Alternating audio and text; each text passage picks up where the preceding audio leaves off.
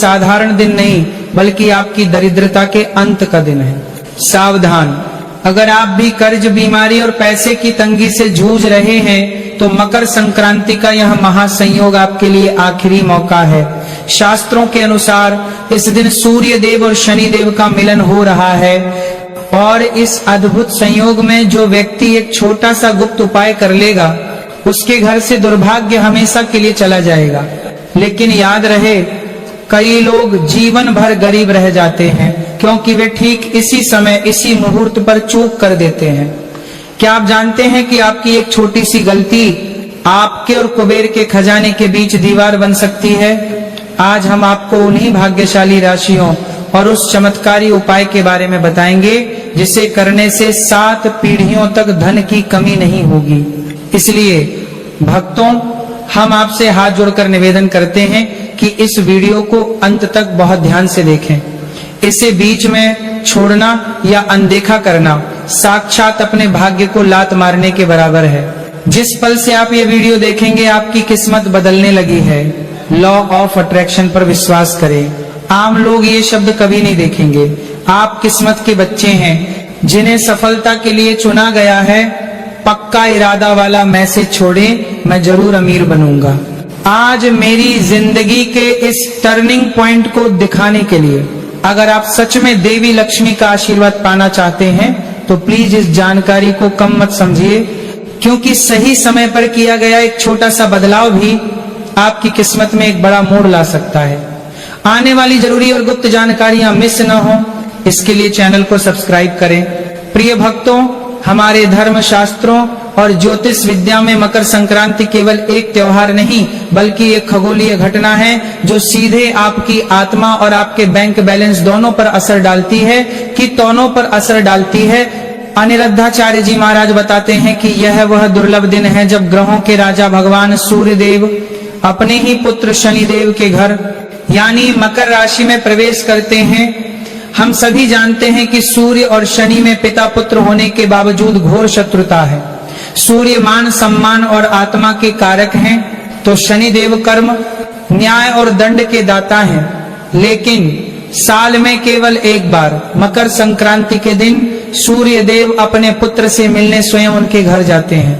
जरा सोचिए, जब एक पिता अपने नाराज पुत्र के घर जाता है तो पुत्र का क्रोध शांत हो जाता है। ठीक उसी तरह मकर संक्रांति के दिन शनि देव का क्रोध शांत रहता है। इसलिए गरुड़ पुराण और भविष्य पुराण में लिखा है कि इस दिन किया गया एक मुट्ठी का दान भी सीधे शनि देव और सूर्य देव दोनों को प्रसन्न कर देता है।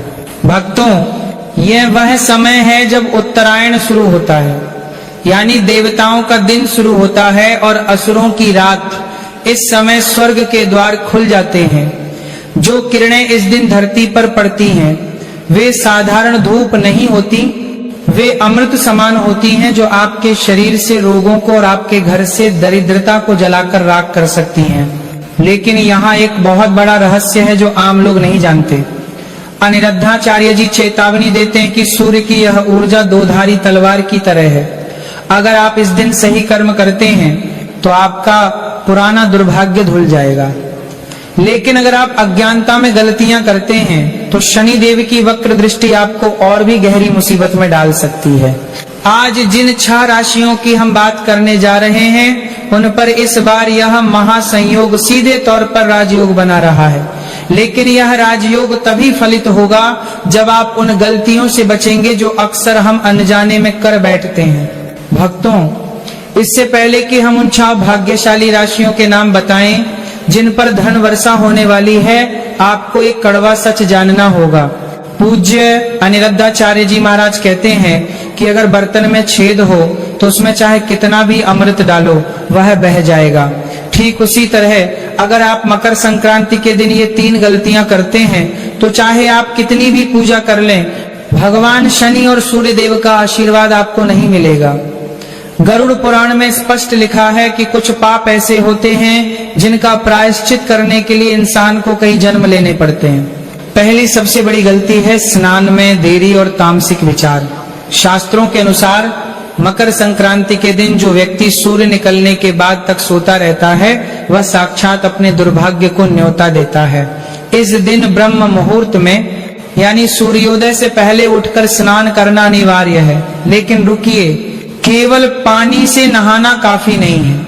अनिरुद्धाचार्य जी बताते हैं कि इस दिन पानी में थोड़ा सा काला तिल और गंगा जल मिलाकर स्नान करना चाहिए। काला तिल शनिदेव का प्रतीक है और जल सूर्य देव का।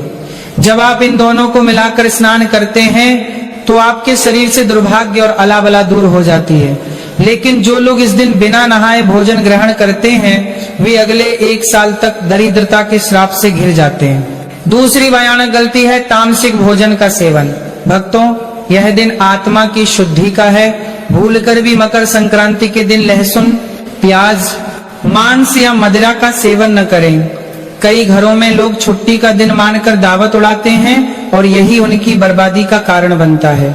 यह भोजन आपके शरीर में तमस यानी अंधकार पैदा करता है। जिस घर में इस पवित्र दिन पर मांस पकाया जाता है, जिस पवित्र उस घर से माता लक्ष्मी उसी क्षण रूठ कर चली जाती हैं और वहां अलक्ष्मी का वास हो जाता है। याद रखें, आप जो खाते हैं वैसा ही आपका मन होता है और वैसा ही आपका भाग्य बनता है। इस दिन केवल सात्विक भोजन जैसे खिचड़ी और तिलगुड़ का ही सेवन करें। तीसरी और सबसे गंभीर गलती है द्वार से किसी को खाली हाथ लौटाना। मकर संक्रांति दान का महापर्व है। अनिरुद्धाचार्य जी महाराज बार बार समझाते हैं कि इस दिन आपके दरवाजे पर आया हुआ कोई भी भिक्षु, कोई भी गरीब या कोई भी जरूरतमंद साधारण इंसान नहीं है। हो सकता है कि स्वयं शनिदेव या ईश्वर आपकी परीक्षा लेने किसी गरीब के रूप में आए हों। अगर इस दिन आपने किसी भिखारी का अपमान किया, किसी बुजुर्ग को अपशब्द कहे या किसी गाय को डंडा मारा, तो समझ लीजिए कि आपने अपने पैरों पर कुल्हाड़ी मार ली। शनिदेव न्याय के देवता हैं और वे गरीबों के प्रतिनिधि हैं। गरीबों का अपमान सीधा शनिदेव का अपमान है।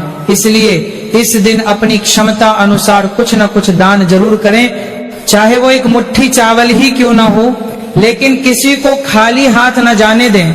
भक्तों, इन 3 गलतियों से बचकर ही आप उस राजयोग का लाभ उठा पाएंगे जो अब इन 6 राशियों के जीवन में आने वाला है। भक्तों, अपनी हृदय पर हाथ रखकर सच बताइए, क्या आप भी अनजाने में अब तक ये गलतियां करते आ रहे थे? घबराइए मत, ईश्वर के सामने अपनी गलती स्वीकार करना ही सबसे बड़ा प्रायश्चित है। अगर आप चाहते हैं कि इस मकर संक्रांति पर माता लक्ष्मी आपके घर का रास्ता न भूलें, तो अभी इसी वक्त कमेंट बॉक्स में अपनी हाजिरी लगाएं। पूरी श्रद्धा के साथ लिखें जय लक्ष्मी माता। आपका यह एक छोटा सा कमेंट माता लक्ष्मी को आपके घर आमंत्रित करने का निमंत्रण पत्र बन सकता है। भक्तों, अब घड़ी आ गई है उस रहस्य से पर्दा उठाने की। अनिरुद्धाचार्य जी महाराज के अनुसार 14 जनवरी को सूर्य और शनि के मिलन से जो राजयोग बन रहा है, वह विशेष रूप से इन 6 राशियों की जन्म कुंडली में धन के बंद दरवाजे खोलने वाला है। लेकिन याद रहे, ये आशीर्वाद सशर्त है। हर राशि को अपनी किस्मत जगाने के लिए एक विशेष कर्म करना होगा। ई पन्ना मानी परसरी उरेंदा मेष राशि, इस सूची में सबसे पहला नाम है मेष राशि का। मेष राशि के स्वामी मंगल हैं और सूर्य देव इस राशि में उच्च के होते हैं। भक्तों, आपके लिए ये मकर संक्रांति किसी वरदान से कम नहीं है। 2025 में अगर आप नौकरी में अपमानित हुए हैं या आपकी तरक्की रुकी हुई थी तो खुश हो जाइए। 14 जनवरी के बाद आपके मान सम्मान में इतनी वृद्धि होगी कि जो लोग कल तक आपकी बुराई करते थे वे ही कल आपकी तारीफ करेंगे। कोर्ट कचहरी के मामलों में आपको विजय मिलेगी। किस्मत की चाबी और उपाय। लेकिन ठहरिए, ये सब तभी होगा जब आप सूर्य देव को प्रसन्न करेंगे। अनिरुद्धाचार्य जी कहते हैं कि मेष राशि वालों को इस दिन तांबे के लोटे में जल, लाल फूल और थोड़ा सा गुड़ डालकर सूर्य को अर्घ्य देना है। और सबसे जरूरी बात यह है कि इस दिन अपने पिता या पिता समान किसी बुजुर्ग के पैर छूकर आशीर्वाद जरूर लें। अगर आपने पिता का अपमान किया तो यह राजयोग उसी क्षण भंग हो जाएगा। आर्ता कने से तोड़ी कने नामाकु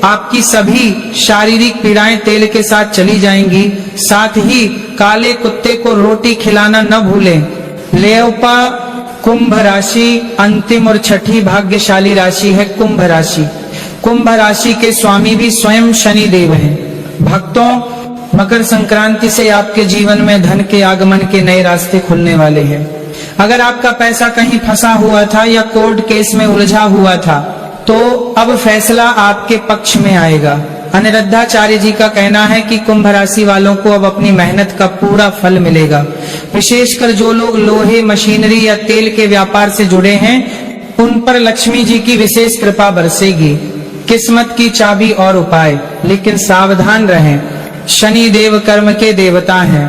कुंभ राशि वालों के लिए उपाय यह है कि आप इस दिन किसी मजदूर, सफाई कर्मचारी या दिव्यांग व्यक्ति की मदद करें, उन्हें भोजन कराएं या कुछ पैसे दें। शनि देव महलों में नहीं बल्कि गरीबों की सेवा में बसते हैं। इसके अलावा मकर संक्रांति के दिन पीपल के पेड़ के नीचे जल चढ़ाएं और 7 परिक्रमा करें। ऐसा करने से शनि देव की 7.5 या ढैया का दुष्प्रभाव भी समाप्त हो जाएगा और आपके घर में सुख समृद्धि बनी रहेगी। भक्तों, क्या आपकी राशि भी इन 6 भाग्यशाली राशियों में शामिल है या फिर आपकी राशि कोई और है? कमेंट बॉक्स में अपनी राशि का नाम जरूर लिखें ताकि हम मकर संक्रांति की विशेष पूजा में आपके नाम की प्रार्थना कर सकें। संकोच न करें, अभी कमेंट करें। भक्तों, अनिरुद्धाचार्य जी महाराज कहते हैं कि मकर संक्रांति पर आपका भविष्य सितारों से ज्यादा आपके कर्मों से तय होता है। गरुड़ पुराण की ये छोटी सी सत्य घटना आपके रोंगटे खड़े कर देगी, इसलिए इसे ध्यान से सुनें। एक गांव में 2 लोग थे। एक अहंकारी सेठ धनीराम जो सोने में खेलता था और एक गरीब विधवा काकी जिसके पास खाने को भी लाले थे। मकर संक्रांति के दिन सेठ ने अपनी वाहवाही के लिए विशाल भंडारा किया। हजारों लोगों ने खाना खाया, लेकिन जब एक कोढ़ी भिखारी ने सेठ से एक निवाला मांगा तो सेठ ने उसे लात मारकर भगा दिया और कहा कि मेरी इज्जत खराब मत कर। रोता हुआ भिखारी काकी की झोपड़ी पर पहुंचा। काकी के पास उस दिन केवल एक मुट्ठी खिचड़ी थी जो उसने अपनी भूख मिटाने के लिए बनाई थी, लेकिन काकी ने अपनी भूख की परवाह नहीं की। उसने अपनी थाली की सारी खिचड़ी उस भिखारी को खिला दी और खुद भूखी सो गई। मृत्यु के बाद जब दोनों यमराज के सामने पहुंचे तो चित्रगुप्त ने लेखा जोखा खोला। सेठ चिल्लाया, मैंने हजारों को खिलाया है, मुझे स्वर्ग दो। यमराज ने क्रोधित होकर उसे नरक की आग में धकेल दिया और कहा, तूने दान नहीं अहंकार का व्यापार किया था। तूने जिसे जरूरत थी उसे अपमानित किया। वहीं यमराज ने अपने सिंहासन से उठकर काकी को प्रणाम किया और कहा, माता, तुमने अपना निवाला त्याग कर उस भिखारी। कहा जाता है कि जो लोग मकर संक्रांति के पवित्र दिन 5 विशेष गलतियां कर बैठते हैं उनके जीवन में कंगाली आने में देर नहीं लगती। उनके घर में पैसा आता तो है लेकिन टिकता नहीं, और जिस घर में धन नहीं टिकता वहां सुख भी नहीं टिकता। भक्तों, यह वीडियो सिर्फ जानकारी नहीं है, ये एक चेतावनी है, क्योंकि मकर संक्रांति की शुरुआत में की गई छोटी सी भूल पूरे साल भारी पड़ सकती है। और जो लोग इस तरह की बातें आधी अधूरी सुनते हैं वे अक्सर जीवन में भी अधूरी ही सफलता पाते हैं। इसीलिए भक्तों, आपसे निवेदन है, इस वीडियो को अंत तक ध्यान से देखिए। आगे इस वीडियो में हम आपको बताएंगे एक ऐसी चीज जिसे अगर आप मकर संक्रांति को घर ले जाते हैं तो आपके घर में धन की कमी कभी नहीं होती। 3 ऐसे कार्य जिनसे माँ लक्ष्मी तुरंत प्रसन्न होती हैं और वह चीजें जिन्हें मकर संक्रांति से पहले घर से निकाल फेंकना अत्यंत आवश्यक है। मकर संक्रांति का दिन बहुत ही पवित्र और शक्तिशाली होता है। इस दिन किया गया हर कार्य कई गुना फल देता है, इसलिए कोई भी गलती चाहे अनजाने में ही क्यों ना हो आपके जीवन पर भारी प्रभाव डाल सकती है। इसीलिए आगे की सारी बातें हम आपको क्रम से पूरी स्पष्टता के साथ बताएंगे। अब हम आपको बताते हैं उन विशेष चीजों के बारे में जिन्हें अगर आप 14 जनवरी मकर संक्रांति के दिन अपने घर में ले आते हैं तो धन की दिशा स्वयं आपके घर की ओर मुड़ जाती है। कहा जाता है कि इन वस्तुओं का संबंध सीधे मां लक्ष्मी की स्थायी कृपा से होता है। सबसे पहली चीज है धातु का कछुआ। भक्तों, शास्त्रों में कछुए को स्थिरता और धैर्य का प्रतीक माना गया है। जिस घर में धातु का कछुआ स्थापित होता है वहां धन आता तो है, लेकिन उससे भी बड़ी बात यह है कि धन टिकता है। ऐसे घर में अचानक खर्चे नहीं बढ़ते और पैसों की तंगी बार बार नहीं आती। अगर आप इसे अपने घर की तिजोरी, पूजा स्थल या कार्यस्थल पर रखते हैं तो तरक्की के रास्ते धीरे धीरे खुलने लगते हैं। दूसरी अत्यंत शुभ वस्तु है तुलसी का पौधा। भक्तों, तुलसी केवल एक पौधा नहीं है बल्कि साक्षात देवी स्वरूप मानी जाती है। जिस घर में तुलसी का पौधा सही विधि से लगाया और उसकी सेवा की जाती है वहां नकारात्मक ऊर्जा टिक नहीं पाती। मकर संक्रांति के दिन तुलसी का पौधा घर लाना विशेष फलदायी माना गया है, क्योंकि इससे पूरे वर्ष घर में सकारात्मकता और मानसिक शांति बनी रहती है। तीसरी चीज है दक्षिणावर्ती शंख। भक्तों, दक्षिणावर्ती शंख को, मानसिक शंख को लक्ष्मी का निवास स्थान कहा गया है। मान्यता है कि जिस घर में यह शंख होता है वहां धन की कमी नहीं रहती। मकर संक्रांति के दिन इसे घर लाने से पूरे वर्ष मां लक्ष्मी की कृपा बनी रहती है और रुके हुए काम धीरे धीरे पूरे होने लगते हैं। चौथी वस्तु है मोर पंख। भक्तों, मोर पंख भगवान श्री कृष्ण को अत्यंत प्रिय है। इसे घर लाने हैं। भक्तों, मोर पंख में रखने से न केवल आर्थिक स्थिति मजबूत होती है बल्कि घर में आपसी प्रेम और सौहार्द भी बना रहता है। माना जाता है कि मोर पंख घर की नकारात्मक दृष्टि को भी दूर करता है। पांचवी चीज है लघु नारियल। मकर संक्रांति के दिन लघु नारियल को खरीदकर विधि विधान से पूजा करने के बाद तिजोरी में रखना अत्यंत शुभ माना गया है। ऐसा करने से धन संपत्ति में धीरे धीरे वृद्धि होती है और परिवार में समृद्धि बनी रहती है। भक्तों, ध्यान रखिए, इन चीजों को केवल दिखावे के लिए नहीं बल्कि श्रद्धा और विश्वास के साथ घर में लाना चाहिए, क्योंकि मां लक्ष्मी भाव देखती है, दिखावा नहीं। अब आगे हम आपको बताएंगे कि मकर संक्रांति के दिन कौन से काम भूलकर भी नहीं करने चाहिए, क्योंकि जितना जरूरी शुभ चीजें अपनाना है उतना ही जरूरी अशुभ कर्मों से दूर रहना भी है। भक्तों, अब हम आपको उन गलतियों के बारे में बताने जा रहे हैं जो 14 जनवरी मकर संक्रांति के दिन अक्सर लोग अनजाने में कर बैठते, लेकिन शास्त्रों के अनुसार यही छोटी छोटी गलतियां पूरे साल की आर्थिक स्थिति और मानसिक शांति को प्रभावित करती है। सबसे पहली और सबसे बड़ी भूल है लड़ाई, झगड़ा और वाद विवाद। मकर संक्रांति के पवित्र दिन अगर घर में कलह होती है तो पूरे वर्ष उसी ऊर्जा का प्रभाव बना रहता है। कहा जाता है कि जिस घर में संक्रांति के दिन अशांति होती है वहां मां लक्ष्मी प्रवेश करने से कतराती है। इसलिए इस दिन घर में शांति, संयम और मधुर वाणी बनाए रखना अत्यंत आवश्यक है। दूसरी गलती है तामसिक भोजन का सेवन। भक्तों, मकर संक्रांति केवल तारीख बदलने का दिन नहीं होता बल्कि यह एक पवित्र दोनों का आरंभ माना जाता है। इस दिन मांस, मदिरा या अत्यधिक मसालेदार भोजन करने से घर की सकारात्मकता कम हो जाती है। मान्यता है कि संक्रांति के दिन जैसा भोजन होता है वैसी ही प्रवृत्ति पूरे वर्ष बनी रहती है। तीसरी बड़ी भूल है कर्ज लेना या उधार मांगना। मकर संक्रांति के दिन अगर आप किसी से कर्ज लेते हैं तो पूरे वर्ष आर्थिक दबाव बना रहता है। यह दिन धन के आवागमन को दिशा देने का दिन होता है, इसलिए इस दिन किसी भी प्रकार का लेन देन सोच समझकर ही करना चाहिए। चौथी गलती है घर को अव्यवस्थित और गंदा रखना। मकर संक्रांति के दिन अगर घर में अव्यवस्था होती है तो इसका सीधा प्रभाव धन और सौभाग्य पर पड़ता है। कहा जाता है कि मां लक्ष्मी स्वच्छता और अनुशासन से प्रसन्न होती हैं, इसलिए इस दिन घर को साफ और व्यवस्थित रखना अत्यंत शुभ माना गया है। पांचवी भूल है धारदार वस्तुओं की खरीदारी। मकर संक्रांति के शुभ अवसर पर चाकू, कैंची या अन्य धारदार चीजें खरीदने से घर में कटुता और आर्थिक रुकावटें बढ़ सकती हैं। इस दिन ऐसी वस्तुओं से दूर रहना ही बेहतर माना गया है। यह 5 गलतियां देखने में साधारण लगती हैं, लेकिन इनके प्रभाव पूरे साल दिखाई देते हैं। इसलिए अगर आप चाहते हैं कि मकर संक्रांति की शुरुआत शुभ हो और पूरे वर्ष मां लक्ष्मी की कृपा बनी रहे तो इन बातों का विशेष ध्यान रखें। अब आगे हम आपको बताएंगे कि मकर संक्रांति से पहले कौन सी चीजें घर से निकाल देना अत्यंत आवश्यक है, क्योंकि जब तक पुराने दोष घर में रहते हैं तब तक नया सौभाग्य प्रवेश नहीं करता।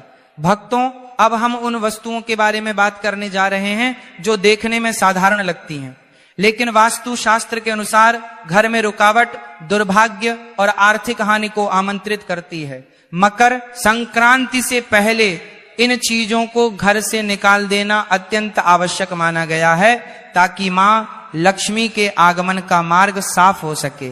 सबसे पहली चीज है टूटा हुआ शीशा या दर्पण। भक्तों, दर्पण केवल प्रतिबिंब नहीं दिखाता बल्कि ऊर्जा को भी प्रतिबिंबित करता है। टूटा हुआ शीशा नकारात्मक ऊर्जा को कई गुना बढ़ा देता है। माना जाता है कि जो व्यक्ति सुबह उठते ही टूटे शीशे में अपना चेहरा देखता है, उसका पूरा दिन बाधाओं से भरा रहता है। इसलिए मकर संक्रांति से पहले किसी भी टूटे दर्पण को तुरंत घर से हटा देना चाहिए। दूसरी चीज है मुरझाए या सूखे फूल। वास्तु के अनुसार सूखे फूल जीवन में निराशा और ठहराव का संकेत होते हैं। कई लोग सजावट के बाद फूलों को हटाना भूल जाते हैं, जिससे घर में नकारात्मकता बढ़ने लगती है। मकर संक्रांति से पहले ऐसे सभी मुरझाए फूलों को बाहर निकालकर ताजे और सुगंधित फूलों से स्थान भरना चाहिए। तीसरी चीज है महाभारत या युद्ध से संबंधित चित्र और पेंटिंग शास्त्रों में स्पष्ट कहा गया है कि घर में युद्ध, संघर्ष या रक्तपात से जुड़ी तस्वीरें नहीं लगानी चाहिए। महाभारत भले ही एक महान ग्रंथ है, लेकिन उसकी युद्ध से जुड़ी छवियां घर में तनाव और क्लेश को जन्म देती हैं। यदि आपके घर में ऐसी कोई तस्वीर है तो मकर संक्रांति से पहले उसे हटा देना ही उचित है। चौथी वस्तु है खंडित मूर्तियां या फटी हुई देवी देवताओं की तस्वीरें। वास्तु शास्त्र के अनुसार ऐसी वस्तुएं रखना अशुभ माना गया है। इससे घर में आर्थिक नुकसान और मानसिक अशांति बढ़ती है। ध्यान रहे, इन्हें कभी फेंकना या जलाना नहीं चाहिए। इन्हें किसी पवित्र नदी में विधि पूर्वक प्रवाहित कर देना ही सही उपाय माना गया है। पांचवी चीज है छत या कोनों में रखा बेकार और टूटा फूटा सामान। भक्तों, घर की छत को बोझिल रखना आर्थिक रुकावटों को आमंत्रित करता है।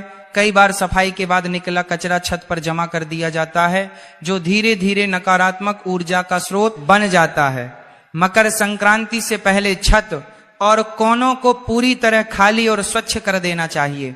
जब घर से पुराने और अशुभ तत्व निकलते हैं तभी नया सौभाग्य प्रवेश करता है। इसलिए इन बातों को हल्के में ना लें। अब आगे हम आपको बताएंगे कुछ और ऐसी चीजें जिनकी अनदेखी आपके अच्छे समय को कठिनाइयों में बदल सकती है। भक्तों, अब हम उन चीजों के बारे में बताएंगे जिन्हें लोग अक्सर छोटी बात समझकर नजरअंदाज कर देते हैं, लेकिन वास्तु शास्त्र के अनुसार यही चीजें धीरे धीरे घर की सकारात्मक ऊर्जा को कमजोर कर देती हैं और आर्थिक तरक्की में रुकावट बनने लगती है। छठी चीज है मकड़ी के जाले और जमा हुई गंदगी। कहा जाता है कि जहां मकड़ी के जाले होते हैं वहां सौभाग्य फंस जाता है। जिस घर में लंबे समय तक सफाई नहीं होती वहां लक्ष्मी माता का वास स्थायी नहीं रह पाता।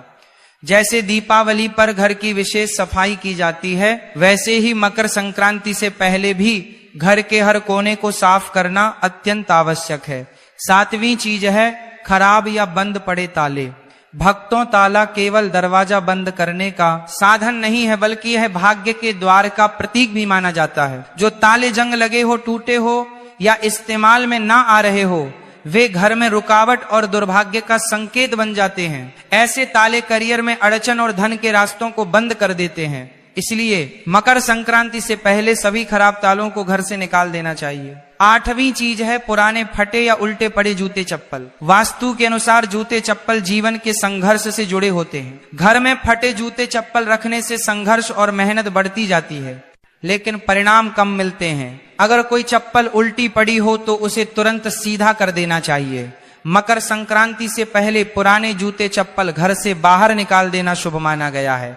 नौवीं चीज है कपल्स के कमरे में हिंसक या जंगली जानवरों की तस्वीरें, जैसे सूअर, भालू, आक्रामक पक्षी या अन्य हिंसा दर्शाने वाली आकृतियां।